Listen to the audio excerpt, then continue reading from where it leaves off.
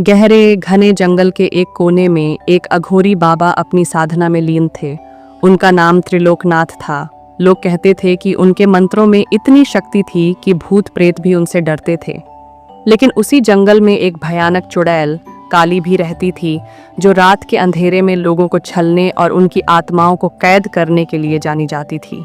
गांव के लोग बाबा से प्रार्थना करते, बाबा कृपा करके इस चुड़ैल से हमें बचाइए, यह हमारी गायें, बच्चे और राहगीरों को गायब कर देती है। बाबा हमेशा कहते, सही समय आने दो, काली का अंत होगा। एक रात घनघोर अंधेरा था। हवा में अजीब सी सनसनाहट थी। अघोरी बाबा आन कर रहे थे। तभी एक डरावनी हंसी गूंज उठी। हाँ हाँ हाँ। बाबा ने आंखें खोलीं और महसूस किया कि कोई शक्ति उनके आसपास है। अचानक आग की लौ तेज हो गई और सामने एक डरावना चेहरा उभर आया। काली चुड़ैल। उसकी लाल चमकती आंखें, लटके हुए बाल और लंबे नुकीले नाखून देखकर कोई भी डर जाता। चुड़ैल ने एक ठंडी आवाज में कहा, बाबा, तुमने बहुत दिन मुझे अनदेखा किया। अब मैं तुम्हें मिटाकर इस जंगल की असली रानी बनूंगी।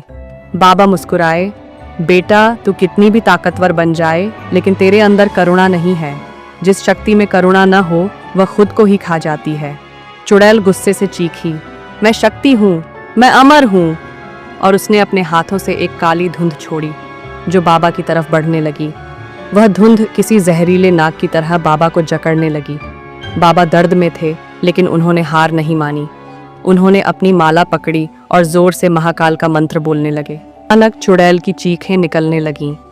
चुड़ैल गुस्से में आकर बाबा पर हमला करने दौड़ी, लेकिन तभी बाबा ने अपना त्रिशूल उठाया और उसे जमीन पर दे मारा।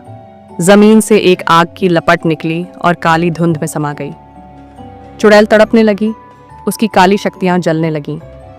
चुड़ैल रोने लगी, बाबा, मुझे क्षमा कर दो, मैंने बहुत पाप किए हैं। बाबा ने अपनी आंखें बंद की और बोले, अगर तू सच में पश्चाताप करती है तो इन आत्माओं को मुक्त कर।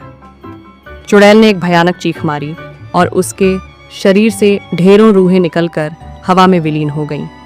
और फिर चुड़ैल धीरे धीरे राख में बदल गई। गांव वालों ने देखा कि जंगल से अजीब घटनाएं अचानक बंद हो गईं। वे दौड़ते हुए बाबा के पास पहुंचे और देखा कि बाबा शांत ध्यान में बैठे थे।